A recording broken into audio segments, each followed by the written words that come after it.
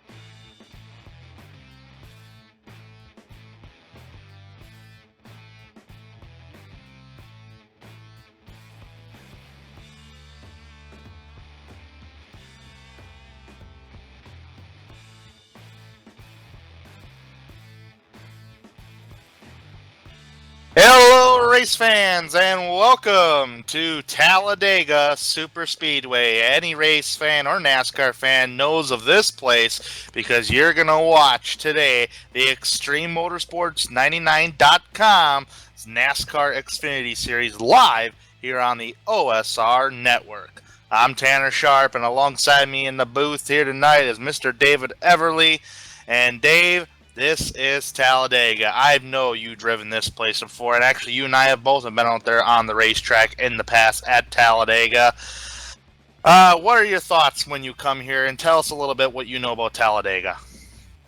Well, about all I know, it's a crapshoot. It's the guy that can stay out of trouble, keep his nose clean, stay in that draft, and be there at the end is going to win this one. It's a 200, in other words, it's a 195 mile to 200 mile an hour chess match. You got to pick a lane to see if it moves forward. Don't bump draft in the corners. These cars are actually a lot more sensitive within this build than any other build in past iRacing builds. I know quite a few years ago now, or since we're in year 2018, we've always did the two-car tandem. Can't really do that anymore. I mean, sure, it can work, but the thing is, you bump them just wrong, that car can get so loose, get out of whack, goodbye, wrecks the field. But since we're talking about Talladega here, it is a 2.66 mile super speedway with 33 degrees of banking in the corners of the racetrack. This is one of the biggest tracks on the NASCAR circuit. Now, since we've talked about the track a little bit, let's talk about the drivers. First off, when I say we talk about the drivers, I want to go over the point standings. Point standings, current leader, Jason Wells with 219 points. Eric Tesk, currently in second with 213 points. Mike Rominger, sitting in third with 212 points. Tommy Haynes, sitting in fourth with 203 points. Hunter McDaniel, sitting fifth in points with 194 points. Bryce Whitson Jr., sitting in sixth with 185 points. Travis Pryor, seventh in points, 183 points he has. Steve Dutz has got 175 points in eighth.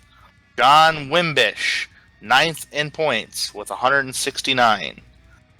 Wally Tierheimer rounding off the top 10 in points with 164. Now, since we're still talking about the drivers, so far on the poll here tonight is Wally Tierheimer, 10th in points. So far he's got less than a minute to hang on to that qualification time. And at Talladega and Daytona, two restrictor plate racetracks on the iRacing sim, they do not... it doesn't really matter where you start in the field because you can go from the front to the back and back to the front in a number of laps. And sometimes if they're 2x2 and there's no way to go, then you're kind of stuck in a hammer unless you decide to force it 3 wide. Now, what I mean by when I say these Daytona and Talladega is restrictor plate racetracks, which means they have a restrictor plate on the engines, which forbids the car from going 200 miles an hour or over. So these drivers will be going about, at least in these Xfinity cars, 195 miles an hour. They'll be turning a good about 8,500 to 9,000 RPM without blowing the engine. And that's another thing you have to do is be careful here at Talladega is watch out for your water and oil temperature. And if they start blinking, you can certainly blow an engine. Weather should not be too much a handle of a factor here at Talladega. It is 76 degrees out, 104 degree track temperature, with the winds coming from from the east, northeast at 8 miles an hour. 75 laps these guys are going to run with a 65% fuel load. And let's read off the grid. Wally Tierheimer, congratulations for getting the pole here tonight. You'll start first. Eric Tesk is going to start in second tonight. Robert David Ballantyne will start third. Great qualification start for him. Hunter McDaniel is going to start in fourth. Marty Ray is rounding out the top 5 and starting in sixth, Jason Wells. Chris Voiles will start in seventh, and in eighth, Brent Kuhl. Bryce Whitson Jr. will start in ninth, and rounding out the top 10, Kerry Cleaver. Randy Perdue is going to start in 11th. Bryce Sinisek will start 12th. John Wimbish will start 13th. Tommy Haynes will start 14th. Cameron Hearn is going to start in 15th. Travis Pryor, 16th. Dakota Gregg will start 17th. And 18th, Gary Wobold. Mike Rominger will start in 19th. And rounding out the top 20, Richie Evans. Blackjack position, 21st, Jeremy Rigney. 22nd place will start David Elliott. Joshua Gillen's going to start in 23rd. Michael Atkins Jr. will start 24th. Davis Richards will start 25th. Nick Hunt, 26th. Cody McFadden will start 27th. Steve Dutz will start in 28th. Garrett Helmlinger will start 29th. Andy Starcher, I actually believe he's an off-track official, but on the grid, he's starting 30th. Brandon Ketcham, or Ketcham, or however you want to pronounce his last name, I'll get it right here eventually, will start 31st. Don Kidder, 32nd. But I do believe Andy Starcher is going to be an off-track official. That is not an official confirmation.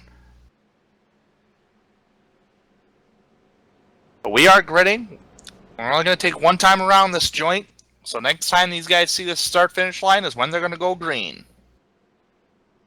Alright, so 75 laps around Talladega Super Speedway. And this is if you're up there in points and it's close in points, it can, man, you can really lose a lot if you get into an accident. So I want to say, for example, Eric Tesk gained a spot last race at Richmond, and he also won Richmond. Eric Tesk is actually going for 3 in a row right now. Second in points, and he's starting second tonight. So if anything happens to Eric Tesk, you lose valuable points. Your race can end just like that, is practically my point. All right, Dave, do you have any final thoughts before we get going green flag racing here at Talladega? Let's get bumper to bumper, boys. Yep, just don't hook them. That's happened from time to time. And it's good to see everybody here in the chat tonight. Feel free to chat with us all night tonight here on OSR Network for the ExtremeMotorsports99.com Xfinity Series at Talladega. Great to see everybody in chat. I'll try to keep up with the chat as much as possible throughout the race tonight. Hello, Pat. Hello, Jay. Hello, Gillen Motorsports. We're about to go green here at Talladega. Let's get her pumping. Let's get her running. Let's be nice here, boys, and at least in the early stages. Long race here at Talladega. Coming to the start-finish line. Wally Tierheimer on the pole. He doesn't want to jump the start here. He just wants to have a good, clean, even start. And green flag, we are racing at Talladega.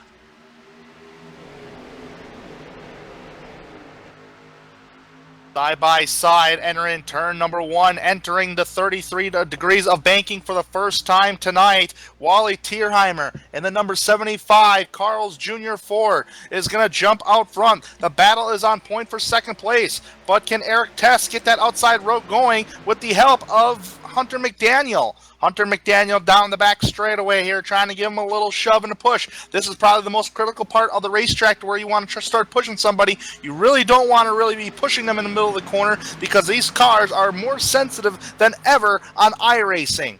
Coming off turn number 4 right now, Tierheimer is currently the race leader and the pole sitter. Can he lead the first lap of this evening's festivities? He's being challenged by Eric Tesk on the outside line. Tesk has got a good run, being pushed by McDaniel in the 57. Side by side, coming to the line, and it's going to be Eric Tesk leading that lap. Oh boy, we're still side by side here. At least the first 5 rows are side by side. Everybody trying to get fanned out. Seeing a couple drivers kind of hanging back there. We'll just have to keep our eyes up towards the front. It's going to be nothing but a battle up towards the front all night tonight. That outside line just dissipating just a little bit. Right now, I believe that's Ballantyne, Robert David Ballantyne.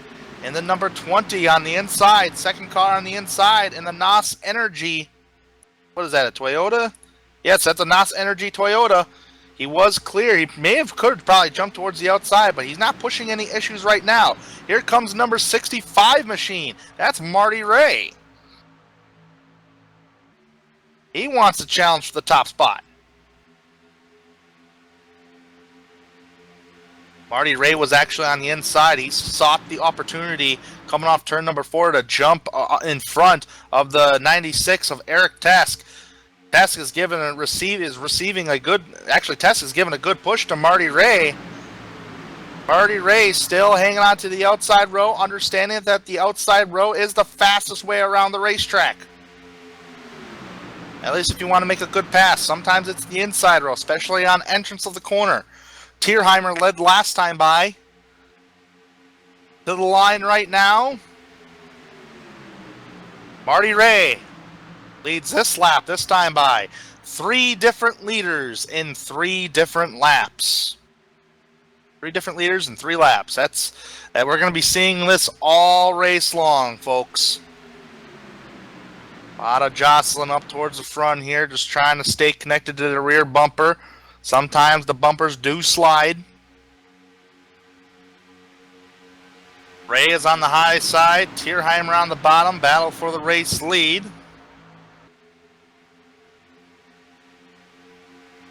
Good racing up towards the front, not seeing a lot of side drafting. I really don't know. I cannot confirm. I really don't know if the side drafting actually works on iRacing the way the physics work on the sim. The only reason why I say that is because with all the netcode that happens, I mean, does it really slow down the inside row? So, like, if you're Marty Ray and you're trying to get to that right rear quarter panel, you know, just to slow them down, is it really going to slow down that inside row with the pack of cars like that? I don't think so, but again, I'm not the one at iRacing that does the physics and all that and knows how all that works. But we're still side by side right now, really nowhere to go. Let's see if I can give a good, since we're racing pretty clean up towards the front, let's get a good fine example on having nowhere to go. Who can I tease here? Is there a number 60 machine? 69 machine? Hey Dave, could we go out like have an onboard camera of the 69 machine? Sure can, going on board with the 69 of Kerry Cleaver. All right, yeah, this is the onboard right here. You see right now, let's say you're trying to get to the front as best as you can. Well, really, you can go through the middle, but that's really pushing it. So with that being said, there's 2 lanes right now operating. Nobody's taking any aggressive moves to go 3 wide. They're giving each other plenty of room on the racetrack. The way I see it right now is if you're trying to take it easy and you want to get to the front, you're kind of stuck right here because there's nowhere to go.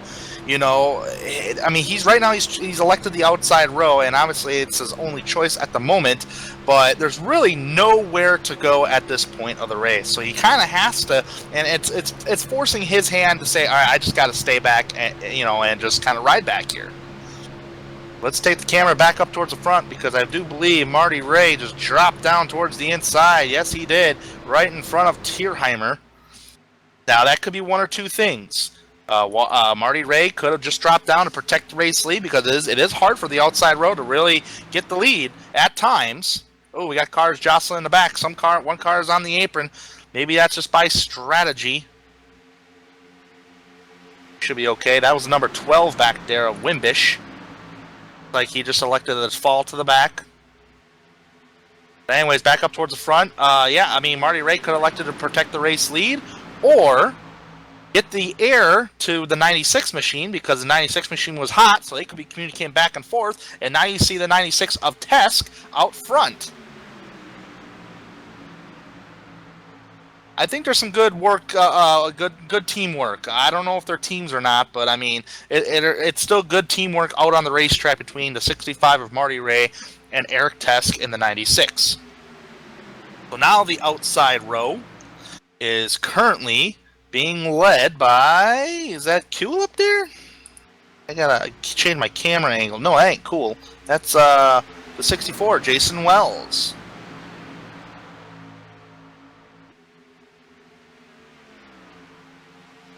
Yeah, just taking a look here, Tanner. We've already had 5 lead changes here in the first 7 laps as they are getting ready to come up on a slower car. That is going to be the 164 of Cody McFadden. Not sure what happened to him, but he is real close to going a lap down here. Yeah, right now I am showing Cody McFadden. Okay, 29 cars took the grid for this race. Cody McFadden will be the only driver.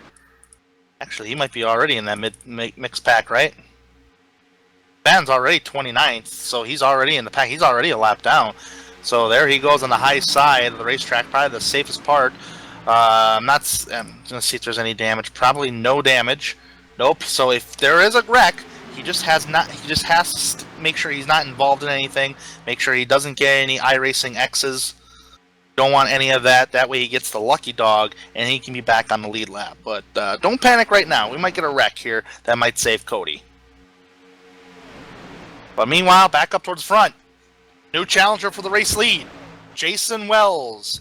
Number 64, that logo looks like Alienware, and yes sir, it is Alienware. Alienware Gaming. Camaro. Oh, Marty Ray pops towards the outside. There was a clear spot. He had the room to do it. He's going to challenge Tesk for the top spot.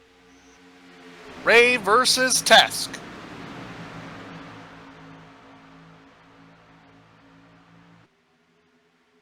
So far, I'm going to read the top 10 as they will. Actually, after the start-finish line, I will read the top 10. I'm not going to go by the live timing and scoring because that's just going to switch every time. But actually, before I do that, look up towards the front. 3 wide for the race lead. Marty Ray stuck in the middle. Clowns to the left of me. Jokers to my right. Here I am stuck in the middle, and I'm falling backwards. I really have no helpers. No one wants to help me. Oh, now I got helpers. Here I come. All right. Oh, little Jocelyn in the back. Car out, drop down towards the apron. Might be falling back. Nothing really happening, but we have all the action up towards the front. It is 3 wide all over the place. Looking on the very high side of the racetrack there, that is Jason Wells. He is being pushed back there by the number 4 of Brent Kuehl. The 65 machine is being pushed by the number 7 of Gary Wobolt. And Tesk is being pushed by the 75 of Tierheimer, the pole sitter, and the 20 of Ballantyne. Ooh, we're racing early here. We're lap 12. Actually, yeah, lap 12 out of 75. We're getting racy up towards the front, but the crazy thing about this kind of racing here at Talladega on iRacing, folks, is look how much room each driver is giving. They're not side drafting. That just makes it perfect and unbelievable racing at Talladega Superspeedway. Yes, it's intense. It feels intense. But as much room as these guys are given, man, they're putting a lot of trust into each other out there, that's for sure. And it's building up great quality racing for the ExtremeMotorsports99.com racing guys. And I'm really loving it as a race fan since I'm up here in the booth, and actually it's making me want to jump out of this booth and go driving with these guys, but I won't be able to get my car in the server.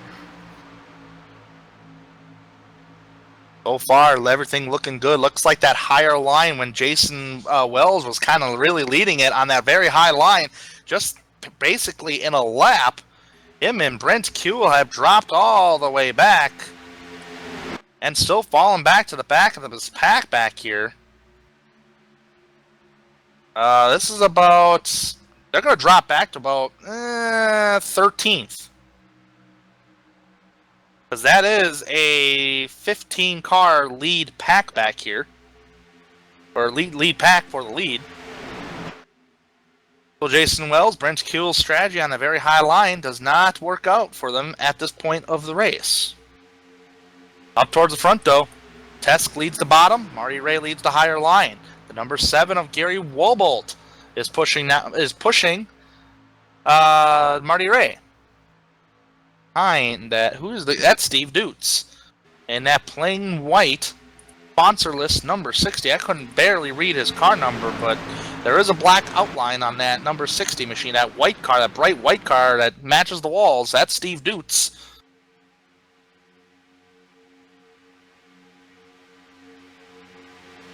Side by side, just like how we started this race. Now, not really a lot of action. Actually, there's a lot of action always here at Talladega, but right now everybody's single file, riding in line.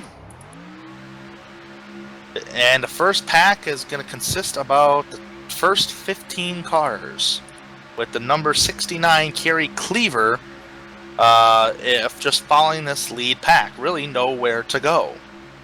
That second pack back there is led by Cameron Hearn, being drafted with Richie Evans, John Wimbish, Mike Rominger. Wow, heavy names in the back right now. Tommy Haynes is back there.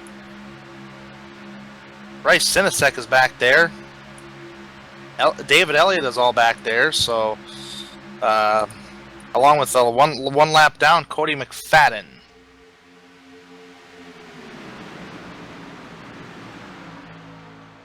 That second pack has now caught the front pack there, Tanner, too. It caught him now, man. That was actually awfully quick, too, to catch him. So we realistically have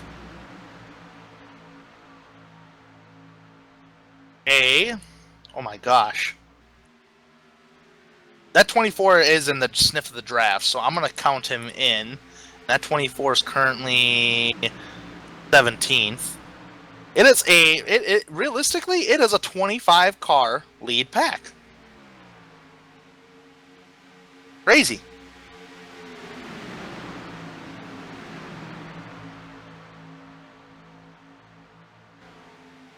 Still up towards the front, though. Eric Test holding that bottom line. Holding it nice and pretty. Eric Tesk is the championship point leader. No, Jason Wells just got the championship lead right Oh, now. Jason Wells. Oh, I'm sorry. Yeah, you're right. Wells. Yeah, he was up there towards the front, but he got dropped back along with Brent Kuhl earlier. I'm sorry.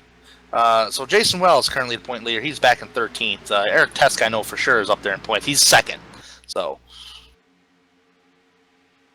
But see, here's the thing you got to look at, Tanner. We're 16 laps in, 59 laps to go. But with the fuel, they're probably going to pit in the next 10 to 15 laps, I'd say. Yeah, I'm gonna guess that as well because it is a 65% fuel cell.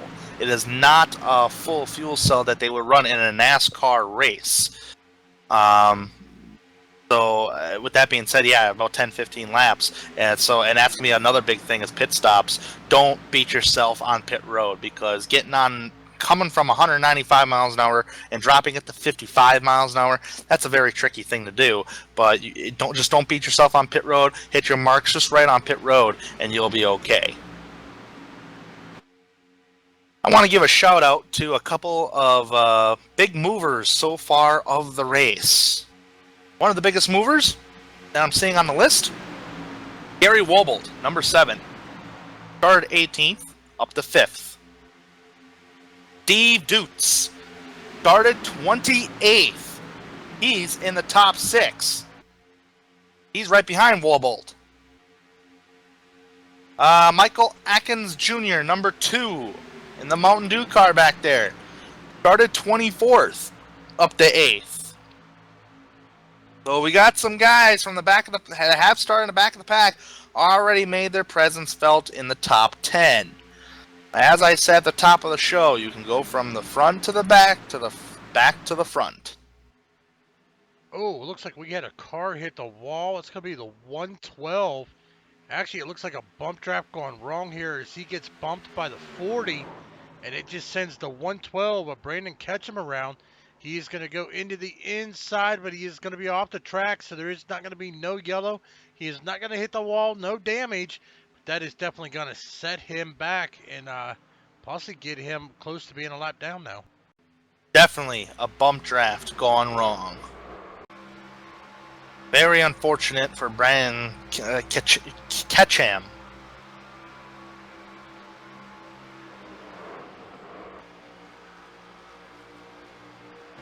Meanwhile, still up towards the front, Eric Test still leads the pack. Everybody's still double file practically, obviously, second on back, but here comes that outside row once again. Full head of steam down the back straightaway. Man, the 65 and the 7 really drafting well together with each other, and they're really carrying some serious legs down the back straightaway. Well, I'm gonna see actually on the chat here how the chat is going since we're still single file right now.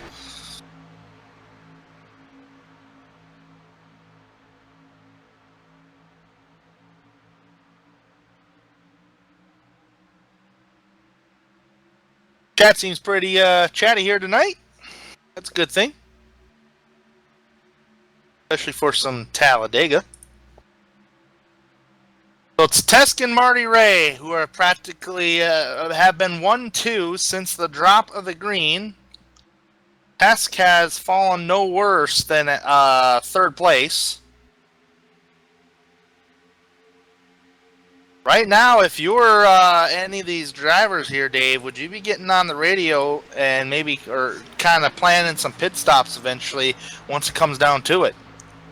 Well, you're kind of going to have to, because especially if you're in that outside lane there, because if you want to be on that inside lane there coming down onto pit road, because, I mean, you're going to have a bunch of cars breaking off coming down pit road, and like you said, 190-some mile an hour, they're going to have to get slowed down, get on them brakes, but not hard enough to lock them up, so I think they should be getting on the radio trying to figure a way to get down into that bottom lane here within the next few laps, getting ready to pit. Outside row is not. It's starting to fall back now a little bit. It's actually the deepest I've seen the outside row really fall back. This entire lead pack that you're seeing on camera is consisting of 25 cars in that lead pack. Just separated by 2.5 seconds. And they still have a sniff of a draft with each other. Outside row, looks like the outside row is going bye-bye for a little bit, because looks like it's either A, they're going to plan on pit stops, or B, the number 7 has to back off to get some air to the engine, so he's not pushing as hard. Marty Ray is actually going to top down towards the inside row back there, right in front of Hunter McDaniel. That would be 5th place. The outside row now dissipating. Fading away. That's still leading these guys, showing these guys are way around this racetrack.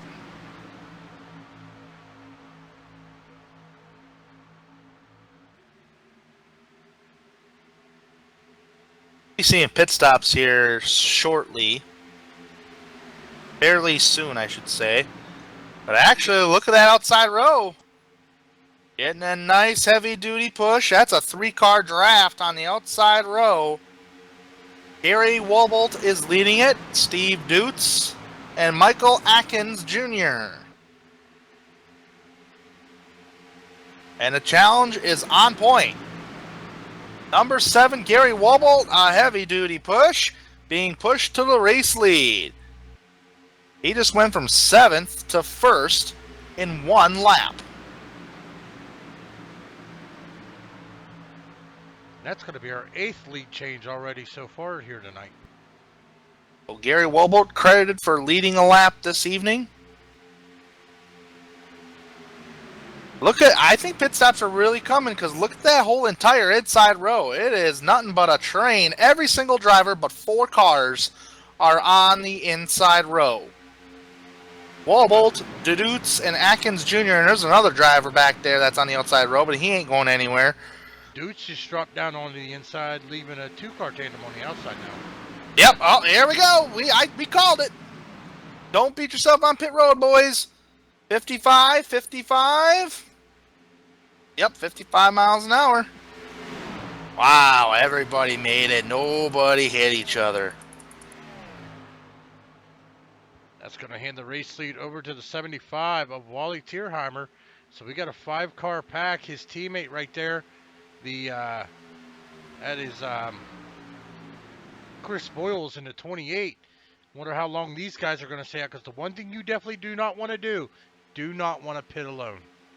You don't want to pit alone. You need drafting help. You need somebody to be drafting with you at all times here at Talladega. So right now, just looking at everybody down pit road here, I am seeing actually different strategy. Here comes leaders down pit road. Oh, there's a car really hot on pit entrance. Who was that? It's Dutz. Extremely hot. Sideways on pit road. Saved it. But he got a speeding penalty. Wow, I mean, that was a live action camera, and he missed his pit stall. Oh yeah, he totally missed it. He was way too hot coming to pit road to begin with, and looks like he was way too hot on pit road. I do believe he has a speeding penalty, because he was 62 miles an hour when he hit the commitment line cone for pit road, where it starts counting your time. Tierheimer is the winner off pit road. So let's have Actually, live the timing. 69 of Kerry Cleaver was. Oh, Cleaver. Looking at pit stops here, Dave. I am seeing mostly, actually, there's 2-tire pit stops, and there's a mix. There's a 2-tire pit stop, and there's a 4-tire pit stop. Oh, what's up? Kerry Cleaver, I'm not showing a pit time. I think he missed his pit stall and never pitted. He was on pit lane. He was on pit lane. You're right. Here he comes. He's coming back down.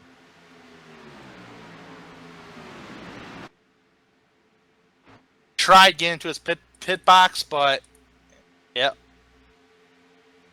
That's going to Like hand more. the race lead over to the 20 of Robert David Ballantyne with Hunter McDaniel. And they've got Bryce Whitson Jr. Sitting in third, but I think that's a lap car in between them there. Yep, that's going to be the 40 of Josh Gillum, 1 lap down, as Bryce Whitson and Marty Ray are working as a tandem. Here's Josh Gillum lets them go right around as they are trying to catch his front two. So they're trying to pack it back up. Here as we are now 28 laps completed out of 75, 48 laps to go. All right.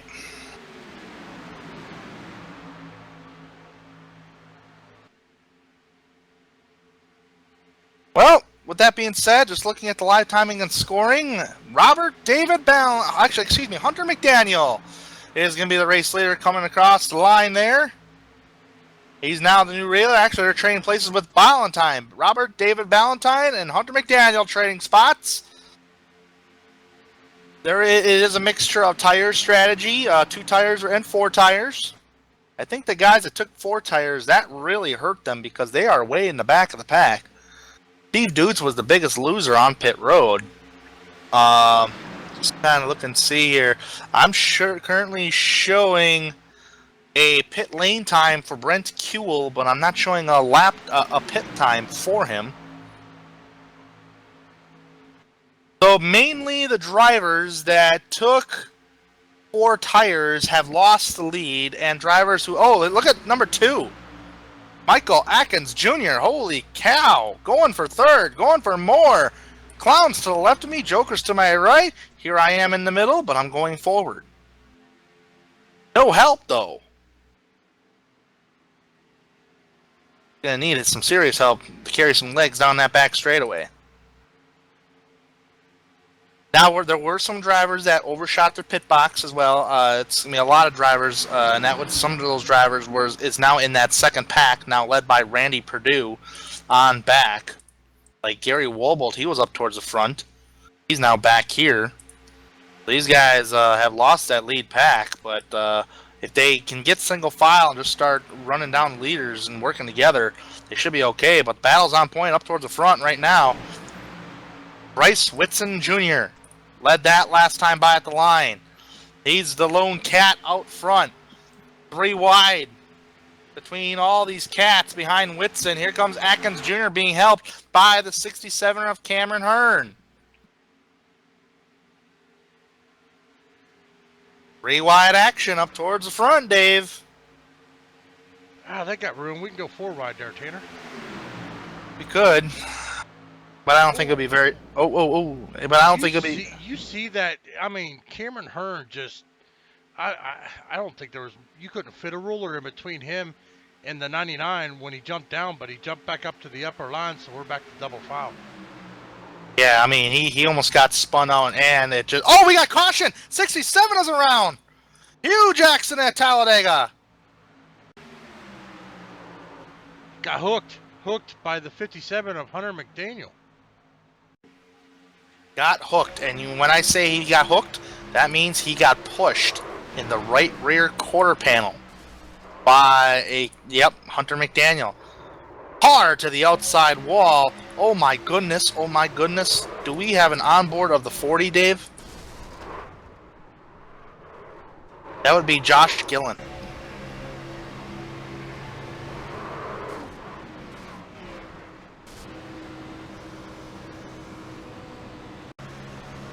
Yes, we are. We're on board here with the 40 of Joshua Gillen. I think he got some damage from that, or I'm not sure. He did. He did. He got damage. Oh, I thought he didn't, but he did. Still got some good onboard shots, though. Alright, so this resets everything. First caution of the evening comes out on lap 30. Or 31, excuse me. We're on 32. Pit road should be open this time for the leaders. Let's see who comes in. Let's see who stays out. Everybody's electing. A couple of them stay out. The Hardy's boys stay out. Everybody comes in.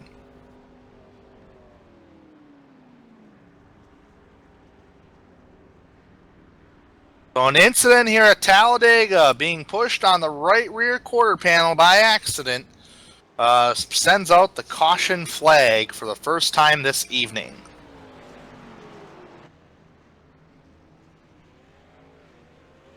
Let's see here, stint. 2 drivers, I'm counting, stayed out. Wally Tierheimer and Chris Voiles in the Hardy's machines. Those drivers, I do believe, are teammates. They stay out. And that driver that's right behind those 2 teammates is Joshua Gillen. He was elected, supposed to be getting the lucky dog, but he got caught up in that incident and got damaged from it. So he is not eligible for the lucky dog.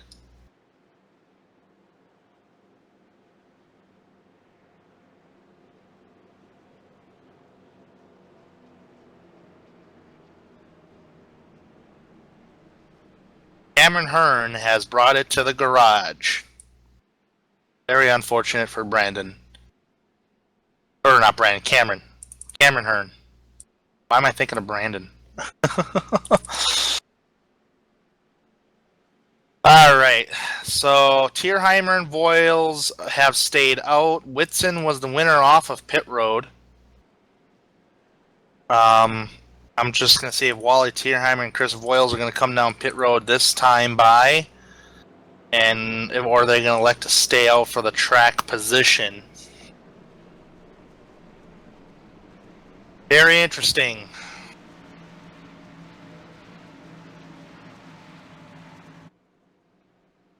Well, Dave, first thoughts in the first stage of the race and what happened under that caution? Well, I mean, it's Talladega is all I can say. I mean, Hunter McDaniel just kind of got a little, didn't bump him square, got him around, gave him a hard push, got him around, bringing out that caution. But we had a good green flag stint. We've got a couple people now making their way back down on pit road again.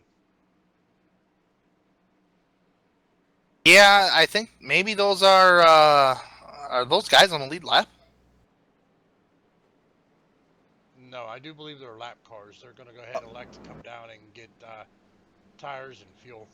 Yeah, okay, so what that means is that the pit road is open for the drivers for a lap down, so that's how it's organized. So pace car lights are still on, so we're going to be going around again. 65 miles an hour is the pace speed here at Talladega, so it's a good way to cool off your cool down just a little bit after a good green flag stint here at Talladega.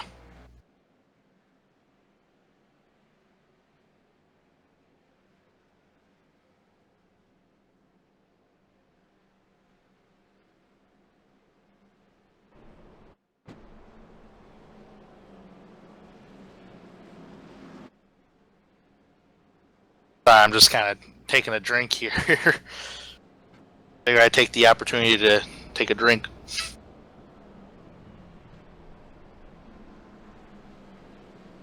Since we are under caution flag, and there isn't really too much to discuss or to talk about at this point, but there will be a lot to talk about when they go green flag, though.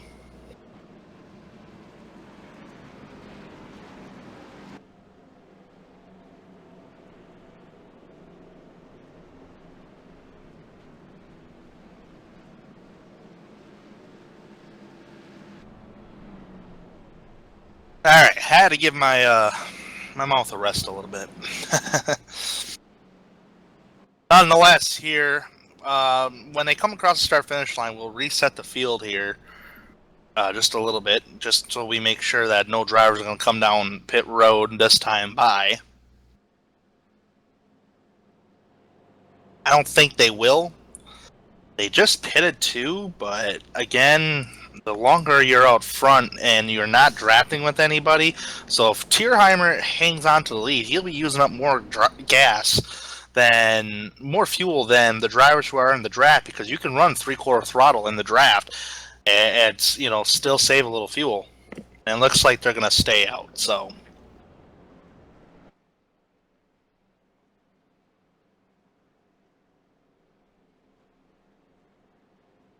Okay, 24 cars on the lead lap right now. Cody McFadden, Joshua Gillen, and Brandon Ketcham and Kerry Cleaver are all one lap down. That's so top 24 cars are on the lead lap. Some drivers are coming down pit road, like Hunter McDaniel, Dakota Gregg, Jeremy Rigney, Garrett Helm are all on pit road just to top off. Pace car lights are still on. What in the heck? We're still going. We're still under caution here.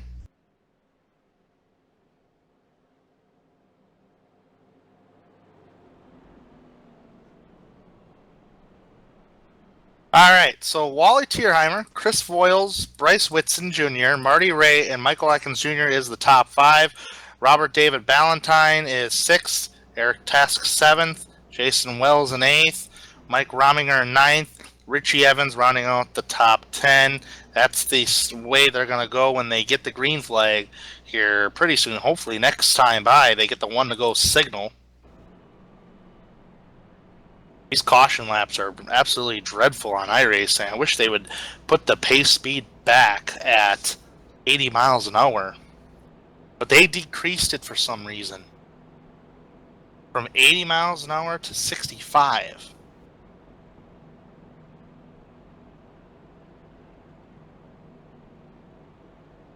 At least for the restricted plate tracks, they gotta have it on 80 miles an hour. That's just a one man's opinion, but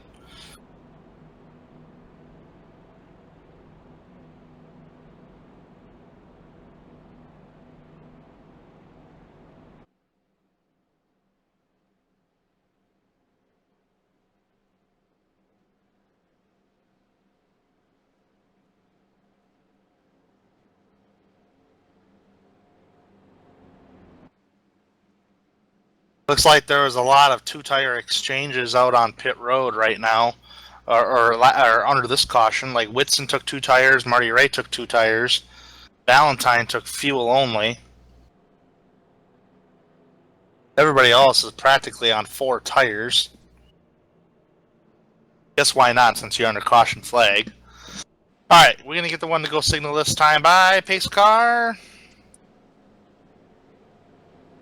Yes, thank you. Alright. Get to see some more green flag racing. 1 to go.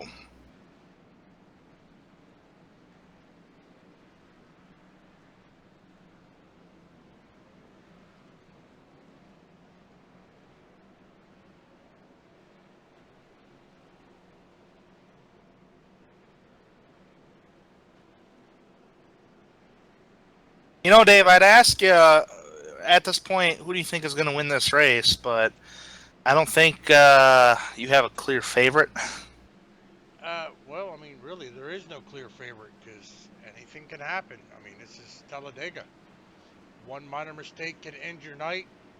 Somebody else's minor mistake might be your lucky break. So, I mean, even though if you try to pick, I mean, you could have somebody all the way back at 24th come back and win it. Good. And actually, under this caution, I've actually read more comments. I've actually caught up on my comments in the chat here tonight.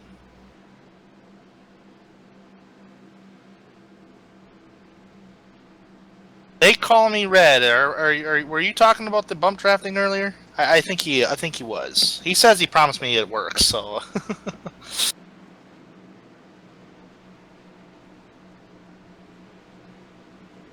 Well, I don't know. I have not seen any evidence regarding whether it works or not. What I've seen is the outside row tries a side draft, but realistically, it's not really 100% slowing it down. That's just from what I'm seeing. But again, I don't know. I'm just kind of going by what I'm seeing on track, especially not just here in this race here tonight, but in other races, like the official races are at Talladega this week on iRacing as well. So, and here we go. We're back. We're on the loud pedal. We're going green. He ain't waiting for that green flag. Wally Tierheimer on the pedal already. But here comes Whitson. I think they tried timing it and it didn't work, and I think Whitson was paying attention to it. So Chris Voiles is going to drop back, and guess what? Voiles has no drafting help. His teammate is being loyal to him right now. He's going to help his teammate out. Voiles pushing the other Hardys. And challenge up front, the match, Camaro, Bryce Whitson.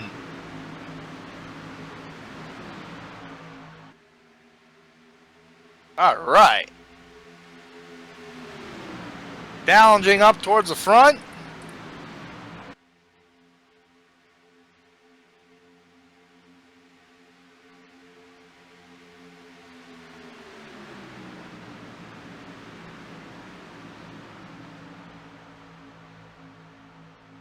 Well, ladies and gentlemen, we are approaching the halfway point of tonight's race. 38 laps completed, 38 laps to go. We're going to go ahead and take our first commercial break, give everybody a chance to refill their drinks. We'll be right back.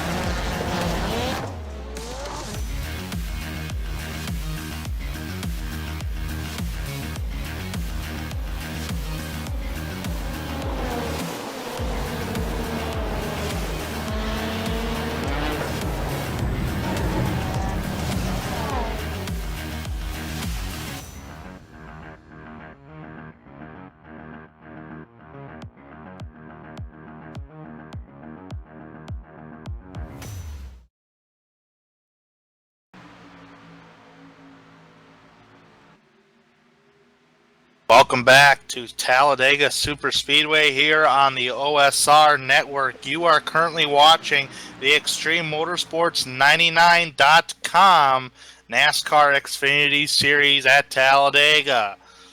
Been nothing but lead changes, battling back and forth, side-by-side racing, at times three-wide racing, because right now up towards the front, Bryce Whitson in the BeTheMatch.org Camaro out towards the front. There's a great story on Bryce Whitson donating a Camaro for him. Right on his hood of his car, it says join.bethematch.org/Hendrick. And he is fighting for that race win. It'll be great to see Whitson to get the victory lane again. Going to have to battle the pole sitter, Wally Tierheimer, who's on that outside row, being pushed by his teammate, Chris Voiles.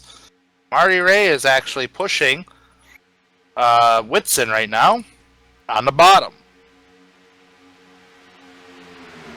It was a Marty Ray and Eric Tesk show at first, but it's not anymore. Eric Tesk is actually on that inside row behind Ballantyne in the 20 car. The fourth car on the inside row, that would be Eric Tesk. Looks like things are calming down for the most part. There's some drivers really hanging out back. Travis Pryor is one of those drivers. He's actually got some damage on the hood of his car just a little bit, and the splitter's all crinkly. I just wonder where that came from. Right now he's being pushed by Hunter McDaniel back here. They're battling side by side with the Dakota Gregg and Josh Gillen. Josh Gillen is a lap down, but trying to fight for the lucky dog position. That is a second pack consisting. Good 10 cars back there. Oh, caution's out, and it's in that same pack. Big accident. Joshua Gillen's involved.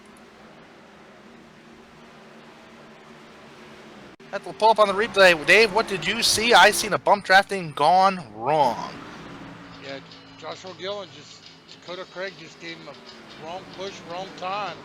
That sent Joshua Gillen around and just started a chain reaction right behind him. Another incident. That's 3 incidents, 2 cautions tonight that we have seen that have been pushed on a quarter panel of a car. So it looks like the number 98 car, Dakota Gregg, pushed Joshua Gillen in the left rear quarter panel. That's sent around a 40 car. Put damage to the number 57 Hunter McDaniel. Travis Pryor escaped without damage. There's going to be a couple number of drivers that have damage right now. That's not good. Up towards the front, Bryce Whitson still leads it with Wally Tierheimer, Marty Ray, Chris Voiles, and Michael Atkins Jr., the top 5. Well, here's another thing to look at, Tanner. We've seen people go 26, 27 laps on a tank of fuel. If they pit now, they're still going to have to come in and get a splash and go because there's 30 laps to go. I don't think they'll be able to save that enough under the cautions. So, do they pit now or stay out and pit later? I'd pit. There's no question.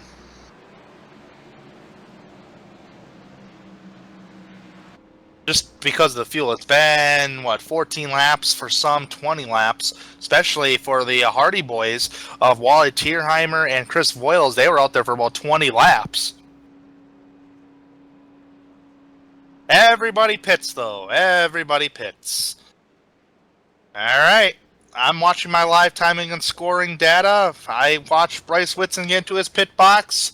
He had a pretty good entrance. He's taking fuel only.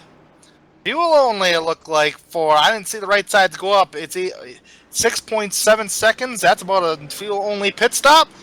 Bryce Whitson leads him out of pit road. And the 164 of Cody McFadden, he is going to get the lucky dog, get the waiver round here. He is going to be back on the lead lap. Did I say it at the broadcast? It's still early. Don't count out McFadden just yet. All right. So Bryce Whitson, according to timing and scoring on the pit stops here, Bryce Whitson took fuel only. Ballantyne in the 20 took fuel only. Marty Ray fuel only. Jason Wells fuel only. Eric Tesk fuel only. Chris Voiles 2 tires. Steve Dutz, 2 tires. Michael Atkins Jr. in 8th, 4 tires. Fuel only for Brent Kuehl, and 2 tires for Davis Richards. Wally Tierheimer was 2nd. He's going to come out in 11th. Had a 17.2 second pit stop. That's a 4-tire pit stop right there. Ouch.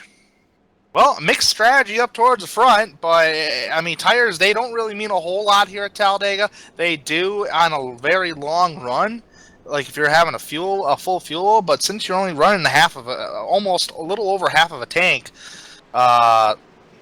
yeah, I mean, tires ain't going to mean a whole heck of a lot. But you do see Bryce Whitson, the leader, on the flattest part of the racetrack right now, saving some gas. That would be a good thing to do, save gas. And the flattest part of the racetrack, you actually save more. Actually, he's not even clutching according to his RPMs, but... Okie dokie. If we don't get the 1-to-go signal this time by, I am going to pull up a driver to speak to. Maybe we can get a little in-race report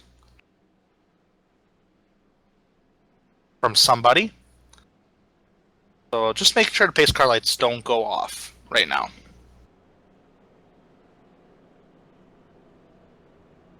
Okay, we're still turned on. So let's talk to a driver. I would like to talk to... Let's see here. Where's my list of drivers here I can talk to? I want to talk to Bryce Whitson, at least the race leader right now. Let's pull him up. Bryce Whitson, do you have a copy? Yes, sir. Hey, Bryce, we'd like to pull you up for a little chat since these caution laps are a little dreadful here. How's it going out there? You're currently leading the race. Looks like, according to your pit time, you took fuel only, so it's good strategy. Tires don't mean a whole heck of a lot. I don't believe they do.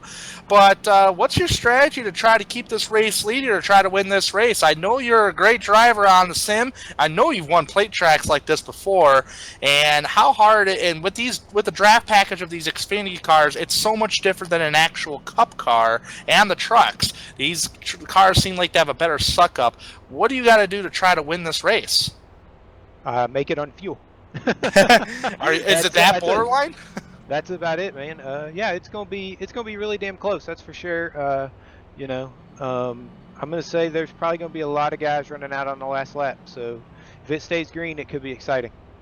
That would make sense why you're on the apron part of the racetrack, but I'm going to throw in a little bit of a scenario in here for you. Let's just say about halfway into this run, we get a caution flag, all you get fuel, and you come out as the race leader. What do you have to do to try to keep the race lead, to make sure you stay out front, to try to have a shot to win this race? Really, it's just managing the bottom, and unfortunately, being the race leader, you're kind of a sitting duck.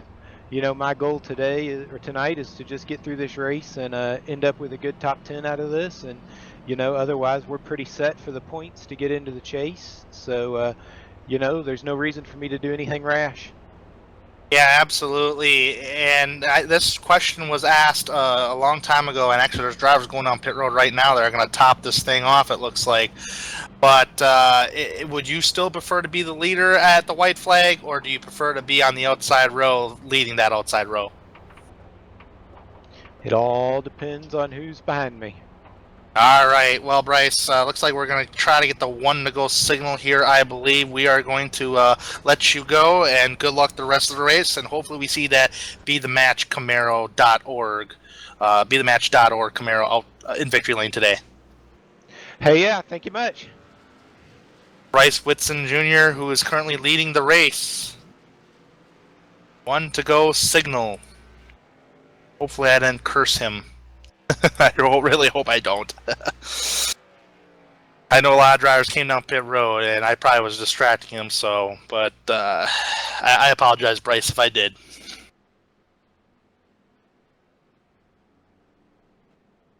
All right. So let's reset the field here for you on this 1-to-go signal. Bryce Whitson Jr. is going to be the race leader. Robert David Ballantyne, second. Marty Ray in third. Eric Task, fourth. Michael Atkins Jr. 5th. Davis Richards in 6th. Richie Evans in 7th. Mike Rominger in 8th. Hunter McDaniel showing timing and score in 9th.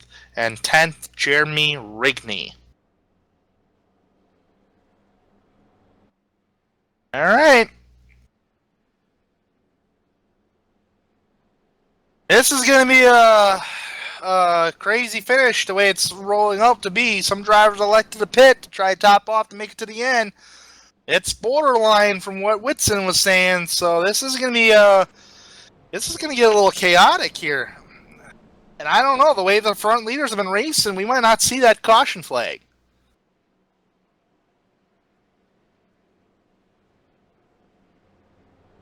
Coming off turn 4, we'll see that pace car head down pit road.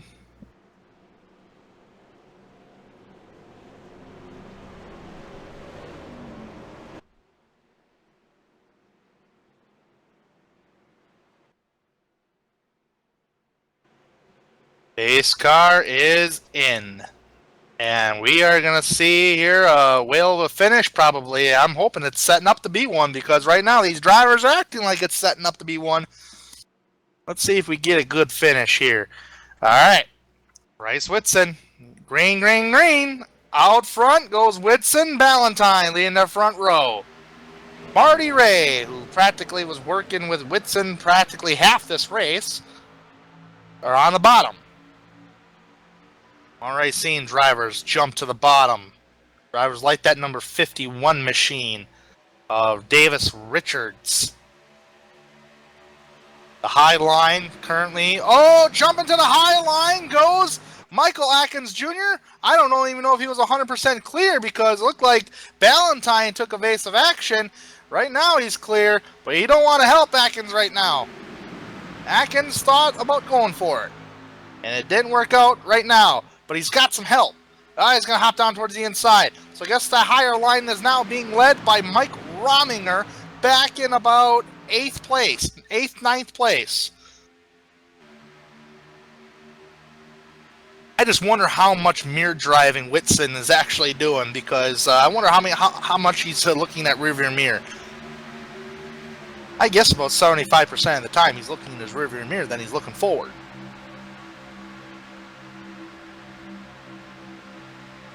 So far, it's Whitson, Ray, Richards, Ballantyne, and Atkins, the top 5. Steve Dutz jumps to the outside in the back of the pack there. Mike Rominger going to jump to the bottom, right in front of Eric Tesk, giving to the high line. That's now going to be led by Hunter McDaniel. Hunter McDaniel's got some damage, but ain't being denied. We're going to go 3 wide. The 24 almost punted the 57. The 24 is being driven by Richie Evans. Almost punted the 57 out of the line. Went back down to the inside. Now Evans is still out front. He's being pushed by the 81 machine of Travis Pryor. Travis giving a good push to the 57 of Hunter McDaniel.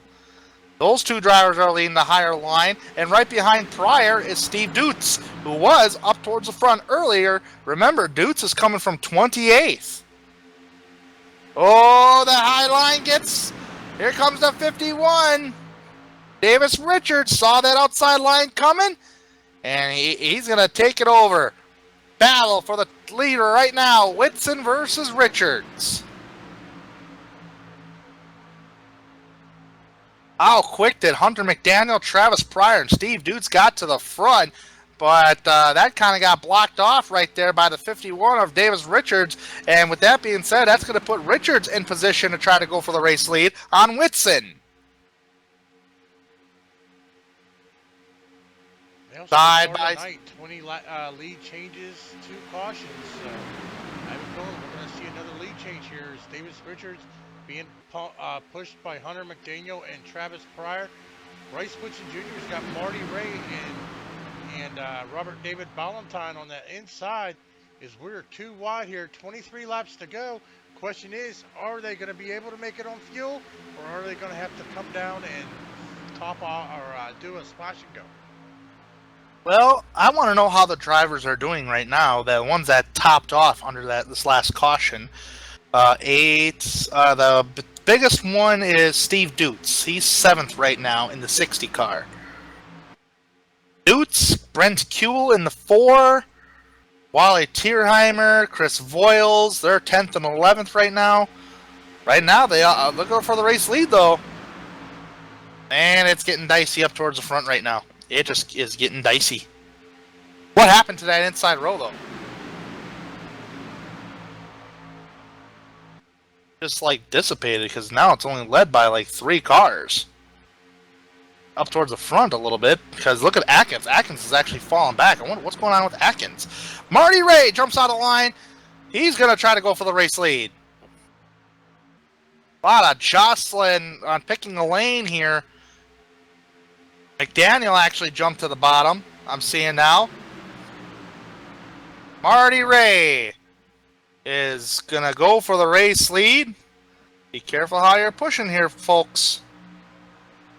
We've seen it countless times tonight where if you push on a quarter panel of another vehicle, it just sends them right around like that at a snap of a finger. Tell you what, Atkins Jr. was just in the top 5 not too long ago. He dropped like a pigeon. I mean, like literally. He's back in 13th. Like I said, you can either be a hero. Oh, trouble! Huge accident! Hunter McDaniel around! Caution is out! What happened here? Bad hook between Travis Pryor and Davis, Richard Davis there. Yeah, Davis Richards. See what happened. That caught in Hunter McDaniel. The 112, 111 got some damage from that. Oh, daggone. That's got a little bit of damage. Wow. Well, yeah, got hooked by the 81. That's what I'm showing on the replay. The left rear quarter panel. Oh, Travis Pryor's involved. Wow, many drivers involved here. Man, I tell you what, Hunter McDaniel really went head on into the outside wall, and he actually flipped. Right on board here with Hunter McDaniel. Watching his scary little ride there. Not to get you dizzy, but heavy damage. Oh, fast cars all night, but one little mistake. You know, I've talked with people on iRacing before. They've actually injured their arms a little bit, as far as like maybe pulled a muscle or something like that within the steering, because a lot of these drivers use force feedback within the steering wheel, and when you're riding in line, especially at Talladega like this, and all of a sudden you just get clipped and it happens so fast, it just happens so fast, and you're yanking on that wheel. Well, here's the question now, Tanner. Is this going to allow them to save enough fuel to be able to make it? It could, or this could open up the door for an opportunity to go down pit road for fuel. See, right here's, I'll tell you what I would be doing right now. I would not pit, because right now, 19 to go, pit strategy, I would wait and see what the leader does. If he pits, then I would. If not, then I'm not going to pit.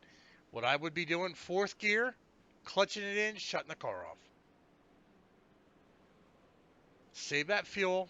Just, I mean, you're doing 65 around here anyways.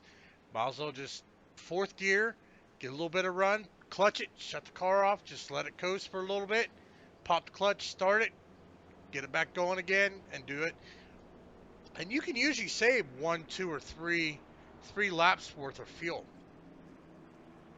Well, Whitson is reading your mind, Dave, because he stayed out, and a bunch of drivers actually did stay out. Most definitely, he's definitely running that in 4th gear. Yep, he is clutching and shutting that engine off. I am counting the top 13 drivers stayed out. First car, and actually everybody took 4 tires on back. That would be led by Jeremy Rigney in 14th.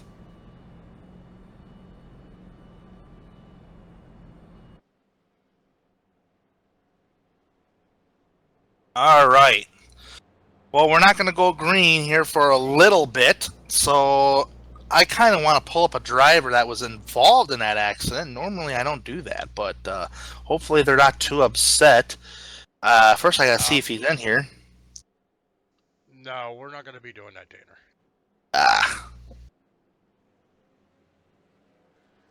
Nope, actually, he's not even in here anyway, so no big deal. Well, you know what Bryce Whitson said about staying up towards the front.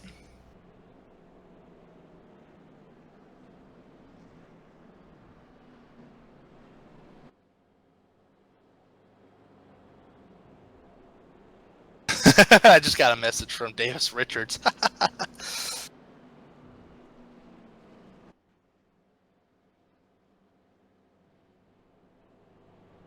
All right.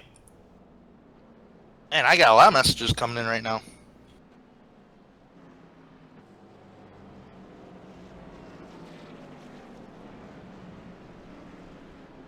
All right. Actually, this will give me some good time to catch up on the chat on YouTube here. Hello, hello. Go, Eric. Yes. Eric's doing pretty good.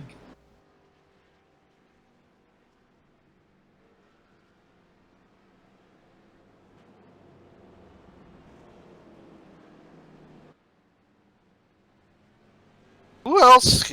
Let's see if we could talk to a driver that's up towards the front that is not the race leader. You got the one to go yet, though? No, we don't. No, we don't. I'm going to talk to Ballantyne. Ballantyne's having a good race. Let's see if we can pull Ballantyne up here. I gotta find... Where are you? I just seen you. Oh, there we are. Robert Ballantyne, do you got a copy? Yes, sir. Well, Robert, you had a great race all race long here at Talladega. You're not the race leader, but I tell you what, now we're coming. Now you practically made your bet on your whole fuel strategy here. So my question is to you: how are you going to get the race lead away from Bryce Whitson? Well, I owe him a little love tap there. Maybe that. Yeah, but when you get that race lead, if you do get that race lead, how are you going to be able to maintain that race lead? I mean, what's your strategy within that? Well, if I can make my car 3 lanes wide, I will. But I just want to finish here tonight. I haven't had much luck in the last couple of races, so just try and bring it home in one piece is my strategy here tonight. Yeah, absolutely. And this is such a tremendous run for you here tonight. And hopefully you can come away with it with a W. But before I let you go, if you have a good night tonight, how do you feel about your chances when we go to next week at Dover International Speedway? I like Dover. Not one of my favorite tracks, but I can get around there okay. And as long as you can keep the car clean, I think got a good shot at the top 5 at least there. All right, Robert. Well, thank you for taking the time to talk with us tonight. Sorry if I was interrupting anything under his caution flag. I know sometimes the caution laps can get a little boring for a driver that's just pacing around Talladega, but we figured we'd come and talk to you. 10-4, thanks. That's Robert Ballantyne, who's currently in second place, has got a shot to win this race. And, you know, yeah, he's had some terrible luck lately. Here in the Extreme Motorsports 99, because he's back in 23rd in points. Robert's best finish came earlier this season at Las Vegas, and he got a 4th place out of that. The last couple races have not been kindly to Robert. Best of luck to him, as we do have the 1 to go signal. We are going to have a 15-lap shootout here. Question is, do they have enough fuel? I think it's enough gas to save under caution, for sure. You're 65 miles an hour down, on the track. There's plenty of gas to be saved. I think they'll be okay. One driver I'm worried about that might steal the show here. Sitting second on the outside row, number 60, Steve Dutz. Well, you also got to take into effect, though, he's got front end damage. He does. Doesn't look like it was affecting him too much, but that's something I'd like to keep an eye on when we go back green. Is it going to slow down that outside row or not? Interesting. But I also keep an eye on Marty Ray. He's another fast driver. Whitson's always fast. Kind of looking within the top 10. Eric Tess was up towards the front. We haven't seen him in a little while, even though he's been in the top 10. How about John Wimbish and Bryce Sinisek? Two drivers we have not seen really talked about. They're now in the top 10. Cody McFadden is an 11th there, Dave. Look at that. It's just one lap down not long ago. That's it. He's my pick. He's my pick. Cody, you're my pick. You done it all in this race, buddy. You can get her done. You're on the 11th. You might got some right front damage, but you can get that thing working. All right. Bryce Whitson, Robert David Ballantyne, Marty Ray, Steve Dutz, Brent Kuehl, the top 5. Wally Tierheimer, Eric Tesk, Randy Perdue, John Wimbish, and Bryce Sinisek, the top 10. Let's go back green flag racing to finish out the remainder of this race. 75 laps is the distance. 15 laps to go. Waiting for the green flag. Whitson is. Green, green, green, green. We're back racing. Ballantyne beat Whitson to the line there, but nonetheless, they're still technically side by side. That was a good jump on Ballantyne's part. Side by side, looks like Steve Dutz's car is holding up fairly decent.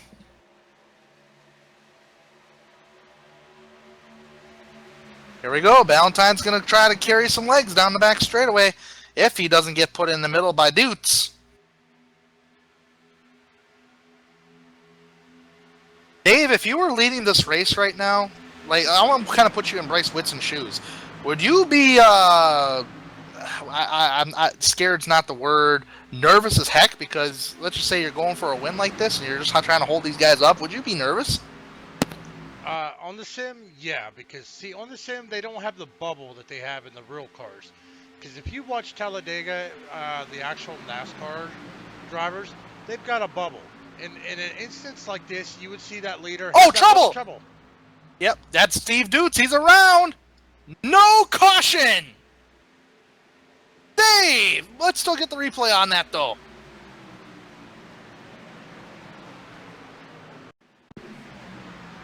Let's see here, Steve Dutz run there, and he got a hook from the 4, Brent Kuehl, and tapped the 5. Randy but Perdue got it down. Everybody was able to get around. He got it saved. We stayed green flag racing. Very unfortunate right there. But yeah, Dave, sorry that whole incident interrupted you. But yeah, go ahead. If you were, you'd be nervous because of what you were explaining the bubble. Yeah, in the actual NASCAR Xfinity and the actual Monster Energy series, that front car will get a bubble. It's a little bubble. No matter how fast that second car behind you goes, you just can't get to that back bumper. What that allows is if there's too wide and he sees that outside lane moving, he can jump up there to block that outside lane and then stay up there until he sees the bottom line moving again and have the ability to move down. But see, here on the sim, we don't have that bubble. There is no bubble. So he can't take his car 2-3 lanes wide. So, I mean, I'd be kind of nervous because I think right now Eric Tesk is probably in the best position here coming with 13 laps to go. Look at that. They're going to dump Whitson right now. Wimbish is going to go with Tesk and Marty Ray. Marty Ray is going to take the race lead. Oh boy. Marty Ray, new race leader. Back out front with the help of Eric Tesk. Those two guys are stuck back together. Oh, almost a bumper tag there. Got to be careful. John Wimbish is the one that's left him high, got left high and dry by Tesk and Ray. This is practically right now, Dave, a 5-car race to the finish, unless we get a caution that's going to bring everybody back up the field, because Michael Atkins Jr. is leading that second pack full of drivers by 4 seconds behind. They need to get all single file because they are actually losing time to that front 5. Yeah, let's look at that second pack. The front 5 drivers are single file. They're running faster lap times than these guys in the second pack by 0.5 of a second by running single file. All these drivers are just running side by side and they're racing. Well, this second pack is led by Michael Atkins Jr. Oh, car blinking right there. That's the 09 of Bryce Sinisek. You don't want to be blinking on a plate track. I'm a little worried about 24 peeking out to the outside like that. Hopefully when he's bump drafting, he's not on the quarter panels. Dave Dutz has brought the car to the garage. Hunter McDaniel as well, and Travis Pryor.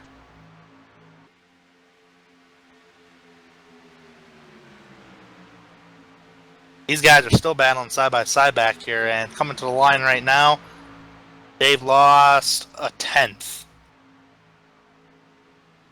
second, so it's not as bad as 0.5 of a second though. Battle up towards the front, still single file. Battle back there is still heated.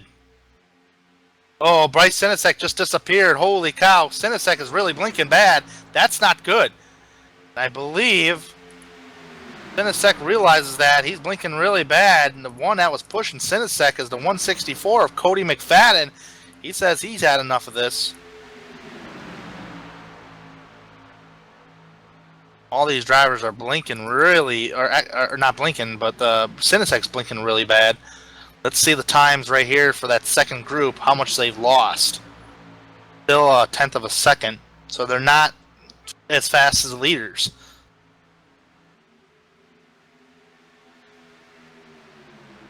Got to get single file, really, and so you can catch the lead pack because you are in the bigger pack.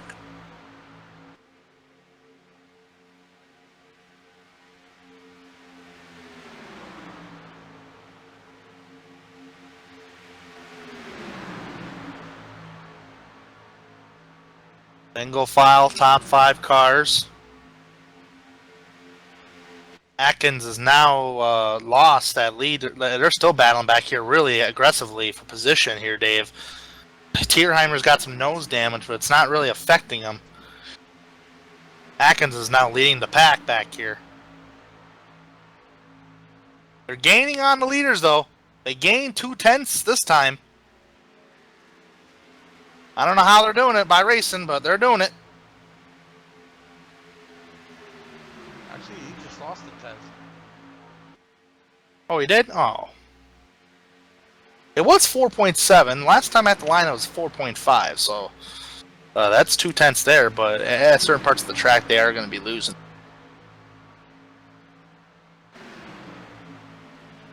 Alright. Right now I'm not looking at the lifetime and scoring, but I'm going to see at the start-finish line this time by. I want to see where Atkins is going to be at. Atkins is leading the pack, along with Cody McFadden. So let's look at their times. 4.5. So not gaining and did not lose anything.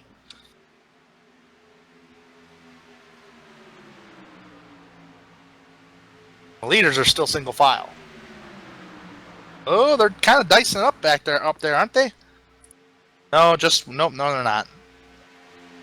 Wimbish is in the tail end of this.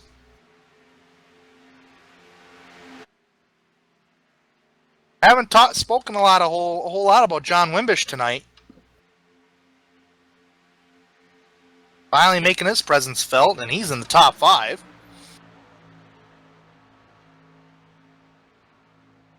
Six laps to go.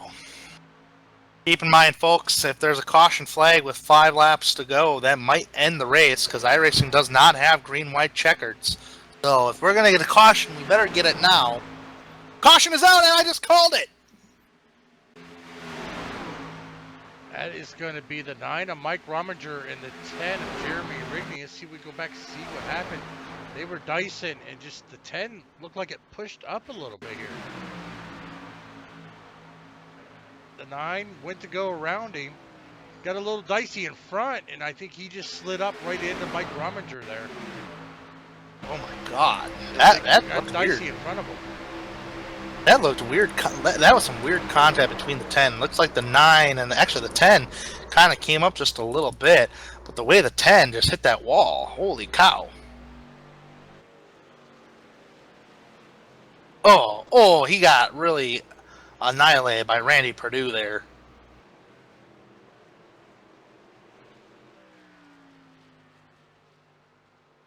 This race ain't over. I bet you we're gonna go green. One lap shootout. Either that or a green-white checkered, which means a 2-lap shootout. If we do go green, it's bringing everybody back into the mix.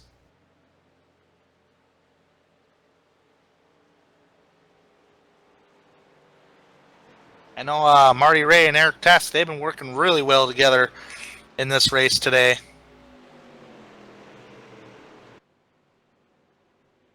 Well, this might be good for the 51 at Davis Richards, because he's the only one a car lap down.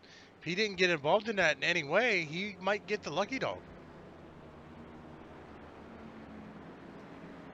Yeah.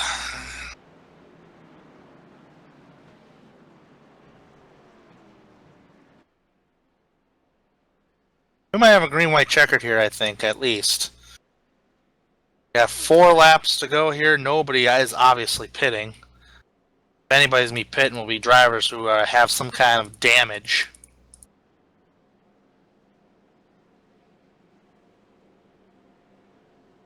I'm just going to sit here and I'm going to keep an eye on the pace car lights as of right now. So I think we're going to go green. We should get at least the 1 to go next time by or the 2 to go next time by. But nonetheless, let's talk to one of those drivers that's up towards the front. Davis Richards gets the lucky dog, like you said, Dave. Driver I'd like to talk to that's up towards front. Is he here? I want to talk to Marty Ray. He is not here. Actually, he might be here. Hold on. It would help if I scroll down, right? There he is. He's down there. Yeah, they're teammates. Marty Ray and Eric Tesk. So let's pull up Marty Ray. Hopefully he's not in the conversation with his teammate, but if he is, well... Oh, I don't know. Oh, hey, Marty. This is OSR Network. Do you have a copy? 10-4, got you. All right, Marty. It looks like you got your teammate Eric Tesk with you. That's what I'm reading here down for Maverick Motorsports. Correct me if I'm wrong on that. But I tell you what, what's the strategy to stay up front? You and Eric are going to try to work together here? Yeah, 10-4. It's going to be tough because he's got the outside line, and there's no telling what's going to happen. And you're correct. He's my teammate on Maverick Motorsports. But, you know, it's the last 10 laps, you don't have any buddies anymore, right? So we'll see how it goes. And I'm going to try to, you know, pull out a little bit ahead and see what happens and, you know, try to keep it in the front. Yeah, I bet you're going to try to get that good jump, so you're going to allow Eric to try to get to the inside. That's perfect teammate strategy. Hopefully it does work out, but tell you what, you got some tough competition behind you, that's for sure. Yeah, 10-4. These guys are fast, and they're all going for the same thing I am, so I'm ready for them. All right, Marty, we're going to let you go here. We'll let you discuss your strategy, and best of luck the rest of the race. Thank you, guys. That was Marty Ray, currently leading the race here at Dega, and I tell you what, I got to find Maverick Motorsports here. Where is he? Okay, there we go. Marty Ray leading the race, Eric Teskin second. See the pace car lights turn off this time by. They do not. Okay. It's going to be a one-lap shootout.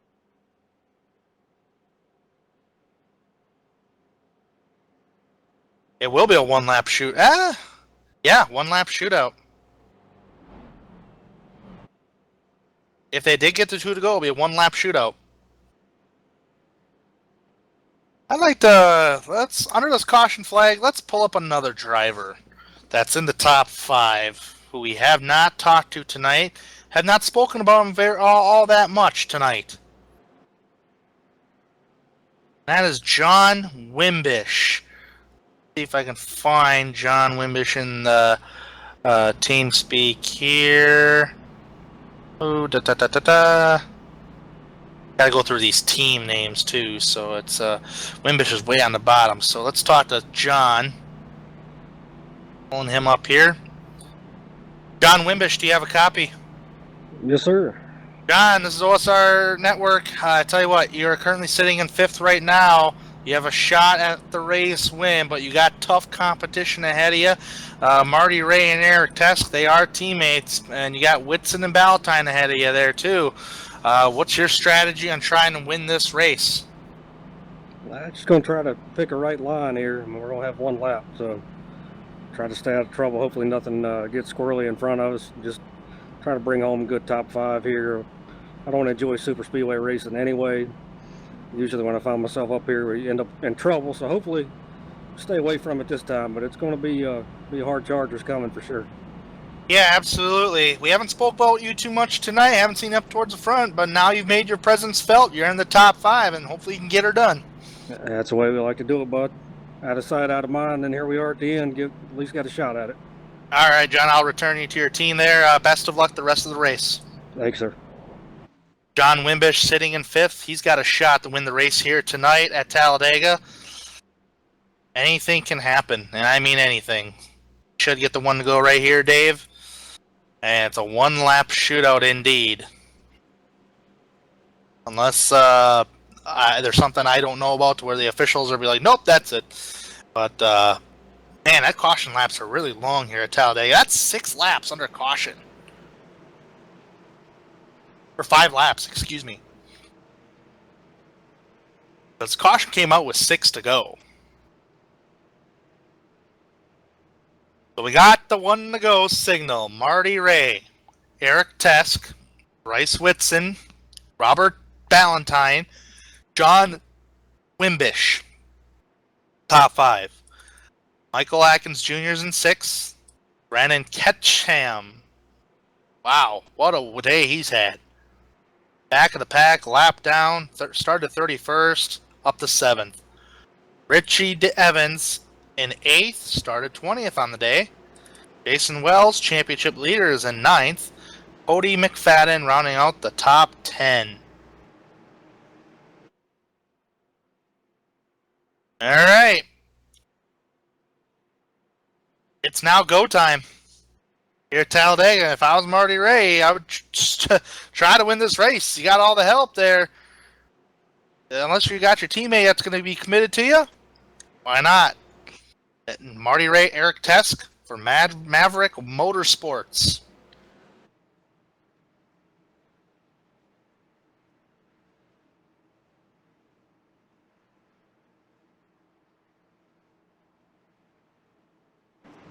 All right, Dave. Can you hold your breath for one lap? Because I'm going to try. I'm going to take a nice deep breath. I'm going to take a nice quick drink here because I feel like I'm going to be raising my voice like crazy and making somebody in the chat jump out of their chair. I think I did that before, like last night.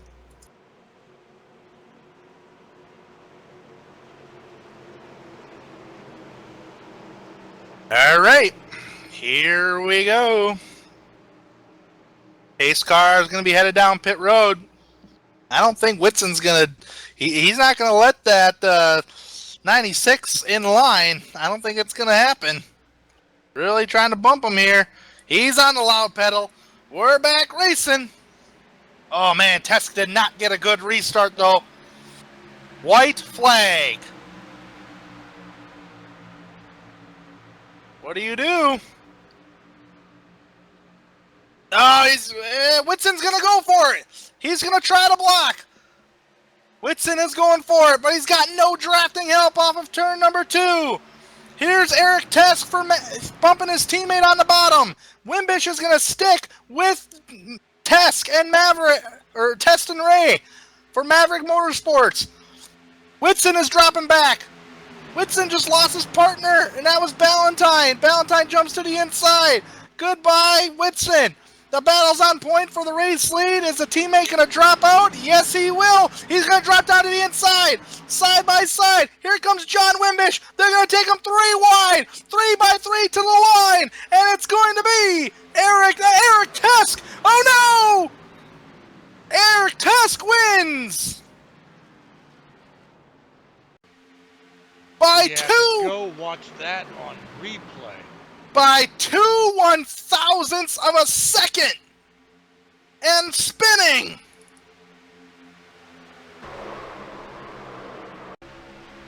Dave, call what you just saw.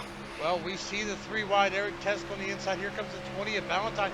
He hooks Marty Ray. Marty Ray hooks Eric Tesk. Eric Tesk actually crossed the finish line backwards, taking the win. One more time, taking a look at this angle here. Eric Tesk crossing the finish line backwards, taking the win.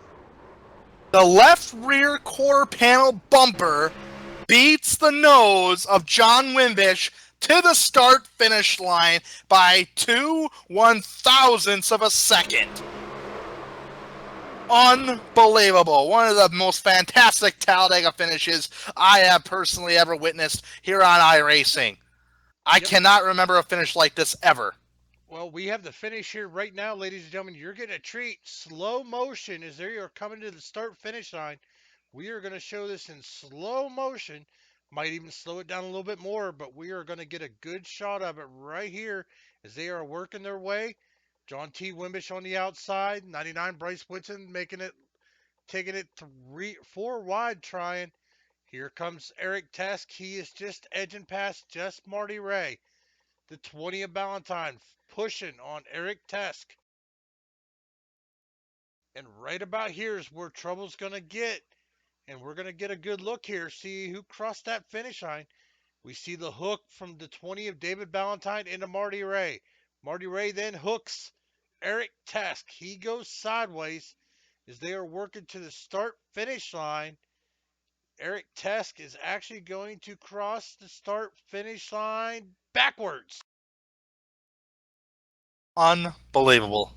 I've never seen a finish like that ever, where a driver is spinning, he's backwards, and he wins the race, while the second place car is right there. Unbelievable. That's a first for me. As long as I've been driving on iRacing, and as long as I've been driving on iRacing and commentating, it has never happened to me where I've witnessed this. But hey, folks, don't go away, because guess what? We're going to talk to the top 3 drivers, and those top 3 drivers of tonight was Eric Tesk, John Wimbish, and Marty Ray are the top 3 drivers coming across the start-finish line. Bryce Whitson got 5th. Bryce Whitson got 4th. Robert Ballantyne got 5th. So, that being said, let's pull up our race winner, Eric Tesk, and talk to him and try to get it from his point of view. Gotta pull him up here. Eric Tesk, do you have a copy? Yes, I got you loud and clear. Tremendous finish, unbelievable. I just got done speaking that I'd never seen a finish like that ever on the sim of iRacing. You won it with your left rear quarter panel bumper there, buddy, compared to Wimbish's whole front nose. Take me through that last lap, though, starting with you on the outside row and then coming across start-finish line. Take me through the whole distance. Well, the inside line did go a little bit earlier than I expected. I think the 99 pushed the 65. I didn't really, I wasn't that ready for it. Somehow I got in the inside line. The 99 tried to pass the 65. I could push the 65, and from there was a huge battle. With 65, the 12, and the 99 for the lead. I think we even got 4 or 3 wide at least on the start-finish line. I don't know. I need to check the replay back, but it was insane, and I don't know how I won by backwards, just 2/1000 of a second. I don't know. If you tell me this is a movie, well, we are in a movie setting right here. Yeah. Oh my goodness, there, Eric. You spoke everything right there. I tell you what, it's just I can't even get over the finish. It was such a fantastic finish. And like you said, you can't believe you won it backwards. But I tell you what, did you thought you lost the race when you were going backwards like that? Well, I thought I was never in the lead. That's what I thought. So it's more. I was watching my replay, and I was like, I mean, my standings. I was like, what did we do? And I just, well, I was just surprised. I won. And I even didn't expect to win on Talladega because I don't like super speedways. You want to know what's crazy? I talked earlier at the top of the show during the pre-race that Eric Tesk is currently going for 3 in a row. And guess what? You now won 3 in a row in this series, and this just last win is such a great fashion and unexpected way. It blows my mind because I'm currently sitting here looking at your stats. It's 3 in a row. You led 55 laps at Bristol, 79 at Richmond. I'm not sure what you led tonight, but I'm sure the stats will get updated here in a little while. But still, you won 3 in a row, and how do you feel about going for 4 in a row, which next week is at Dover? Well, last week I said, Talladega is not my track. I don't have a shot to win. Dover, just be in the rhythm. I don't have a shot for the win next week on Dover. It's a different track, different situation.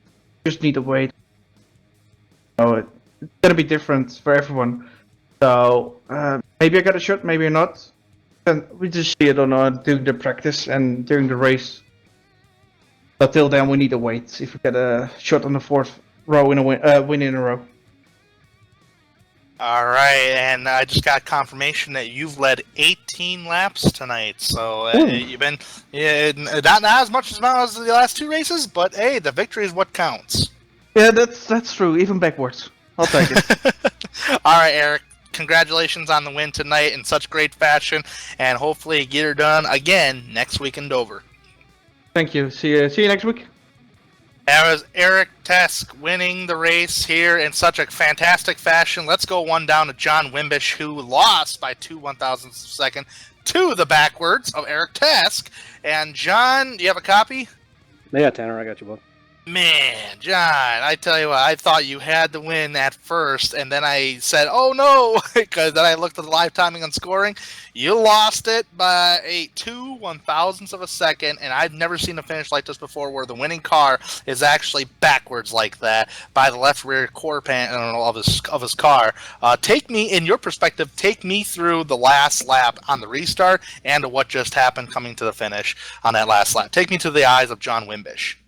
Well, I knew I kind of wanted to stick to the inside there, on the restart, and I didn't want to be too close because you could get a better run on people that way. But Eric, wanted to squeeze down and get to that bottom there, and so I didn't want to wreck him, cut him a little slack there and let him in, and just stayed with it. And I got to thank David Ballantyne on the 20, and Bryce Whitson on 99 for pushing me there at the end, especially Bryce coming to the line. Move with me to the outside lane. So I knew I'd have that momentum. Once I knew I had it, I just went to the high side hoping that, number one, we'd all have enough space to race it out to the end there. But I saw him wrecking beneath me, thought that I may have had it. I knew it was going to be real close, but I've never seen that happen. It's the first time I've ever lost to a guy backwards. But we'll take it. All in all, good night for the SautersByNelson.com Ford. So I'm real happy about how we finished out here. Absolutely. Talladega always brings out the best finishes, I swear. But when you were coming across the start-finish line, did you think you've won the race or no? I thought that I might have, only because I saw Eric, I wear the riff, so I was able to look to the left, and I saw that he was backwards, and I was like, well, maybe it slowed him up enough. I knew it was going to be really close, and I kept staring at the relative, waiting to see what happened, because it said I was 4th, and, it waits a second to click over, and then I saw that I got 2nd, so I knew it had to be super close. Went back and watched the replay, and it was a lot closer than I wanted it to be. But we'll take it, man. Eric's been really good here lately. Been on a tear. It's nice to see Eric attach back to his old ways and winning here. I'm just glad that we could keep it together in one piece and get some guys to work with us there. So I got to thank my teammate Tommy Haynes and those guys. We tried to stay out of trouble, like you said. Y'all weren't talking about me or some of us back here in the back very much, but just wanted to stay out of trouble and get a feel for the race. And I knew, we had about 15 laps to go there towards the end. It was going to be time to go. And you really wait till the last lap. I mean, coming off 4, this, you've done it enough that you don't want to be the guy up front, coming off of 4 here. So we were sitting in a good spot, had a chance to win, and just didn't work out, but very happy with second. Absolutely. This has been your best finish of the season. I actually just got done telling Eric that he's won 3 in a row in this series as of right now. And I did say at the top of the show that he was going for 3 in a row, and now he does go for 3 in a row. But, hey, you get your second top 5 finish of the season, your best finish of the season, second. It's been kind of a mediocre season for you, though. Your best finish prior to tonight was 5th place back at Texas. How do you feel about your chances the next race for this series, which will be Dover? I believe it's next week, Wednesday. How do you feel about your chances on possibly going to victory lane or a top 5 finish at Dover? I really like Dover. I think if everybody can show the patience, we showed a lot of patience tonight. I was pleasantly surprised overall. How the night went. We knew getting towards the end the business start picking up. Guys are going to do some crazy things or make some moves that you normally wouldn't do. So I like Dover. Really looking forward to it. I know that Eric is really good there, and he really is great everywhere. It just shows you what practice can do for you. So just have to turn some laps in it and see how it goes. But looking forward to it. We haven't had the best season. We've been up front, and then towards the end of these races, had some stuff taken away from us, like at Vegas, up there in the lead. But you can get all that squared away, man. That's racing. It's going to happen. This is for fun. So just take it like that and enjoy racing here at Extreme with all these guys. All right, John. Well, thank you for coming to talk with us here tonight. Sorry it's not a win, but I'm sure you'll take a second. And best of luck to you next week at Dover. Yeah, I appreciate it. Yeah, you're right. This is like a win to me because I'm not very good at these things. And I always say that and find my way up front, and everybody gives me a hard time about it. But I set my expectations low. That way, if something great happens, I'm surprised by it. All right, that's John Wimbish, folks, finishing in the second position here tonight. And now let's talk to Eric Tesk's teammate, Marty Ray, who finished third. And Marty, do you have a copy? 10-4, I got you. Marty, were you expecting your teammate to try something on you there, or was it a surprise move, or do you knew he was going to try something on you? Or, take me through that last lap. Yeah, we talked about it, and he wants to get his third, and I'm not that bad off in the points, so we agreed that every man for themselves up to that last lap. But I was kind of hoping he might change his mind on that last lap and push me through, but it didn't happen, and it's okay. I'll take the third, and it's better than what I've done the rest of the season. So.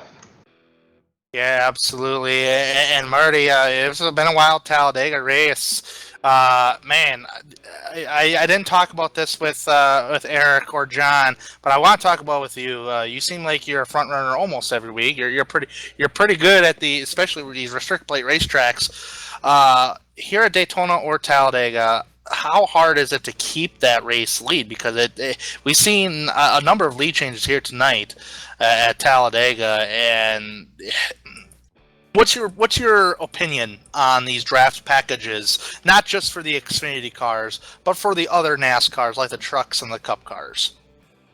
Well, actually, it really boils down to one thing, and the man that can hold the straightest line is the man that can stay in the lead, or at least push up and stay up in the front. If you're swinging back and forth, you're losing the guy behind you, or you're losing the guy in front of you. So what I've found is the straighter you can keep your line, the better you can do, and make your pit stops without any mistakes, and get tires when you need to and fuel when you need to. But really, bottom line is just keep that line straight. Absolutely, and you know what you're talking about. You've led 31 laps back at Daytona tonight. I'm not sure how much you led here tonight, but I'm sure I know you've led quite a few here tonight. You've been a front runner. Now we're done with the restrictor plate racing. How do you feel about your chances in going to Dover next week on trying to get another top 5 finish? This was actually your second top 5 and your second top 10 tonight at Talladega. How do you feel about doing a repeat of top 5s and hopefully a victory at Dover next week? I feel pretty good about it. I'm comfortable with that track. I've done a lot better with the trucks there. This will be the first time maybe the first or second time I've done a real race in the Xfinity cars at that track. But I know where the lines are and where the braking lines are, so I think I should be okay. The pitting could be tricky. You know, you drop down to, I think, what is it, 30 miles or 35 miles an hour there, and you know, it just depends on, you know, how many cautions we have and you know, the rest of the field and if we get in trouble or not.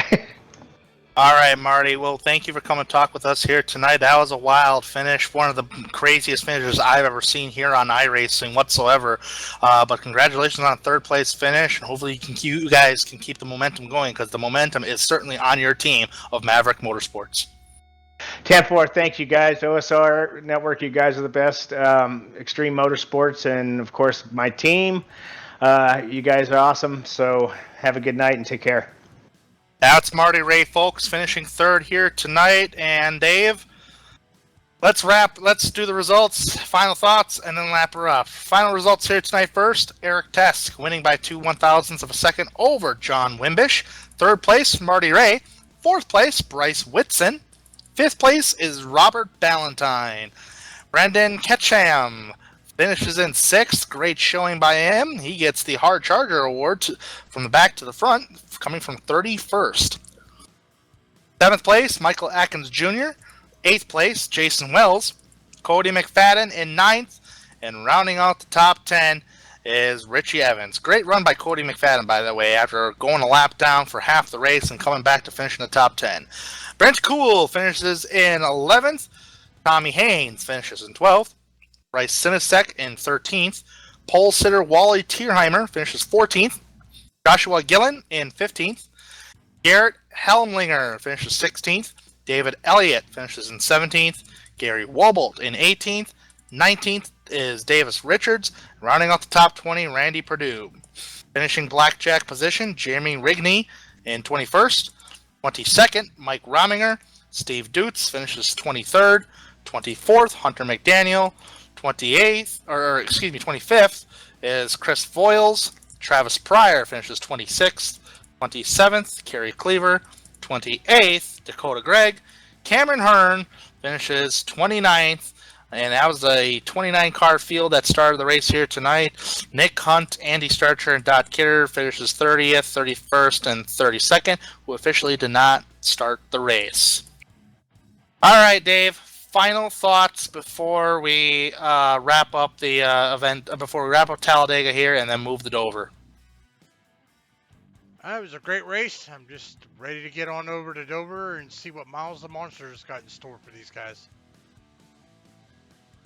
Absolutely. And before we let everybody go here tonight, we got a couple people to thank. First off, thank you to the team tonight. David Everly and everybody who is involved with OSR Network. Thanks for everybody to do a good job put on broadcasts for not just the Extreme Motorsports 99 leagues, but every other league that they broadcast. And also we got to thank the league itself, ExtremeMotorsports99.com. To find more information on ExtremeMotorsports99.com, that's www.extrememotorsports99.com with the Extreme, XTREMEM, motorsports99.com. Thanks to the league for putting on such a great show here this evening, as everybody has witnessed here tonight. The chat's been firing up here. And thank you to everybody for the chat here tonight to come watch this great race. Next week, be sure to join us next week, though, for Dover for this series. Dover International Speedway. It is the Monster Mile. It is going to be a tough track for sure. I'm Tanner Sharp. This is David Everly.